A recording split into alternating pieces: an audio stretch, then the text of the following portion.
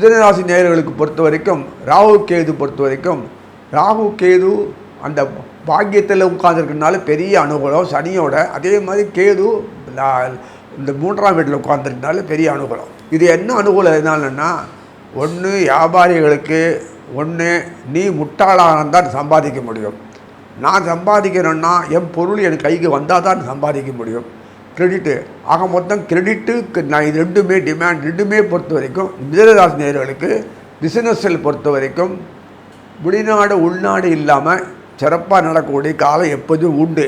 இப்போ ராகுக்கு என்ன பண்ணிட்டு வெளிநாடெல்லாம் நாசம் பண்ணிவிட்டு ஆர்டிஃபிஷியலாக டிமாண்ட் உண்டாக்கிட்டு அது மாதிரி வேடிக்கை. அதனால் இந்த புதன் சம்பந்த மிதுனராசி நேயர்களுக்கு தொழில் சிறப்பாக நடக்கும், மேன்மையாக இருக்கும். அப்புறம் பங்குதாரர்கள் ஒழுங்காக செய்வானுங்க.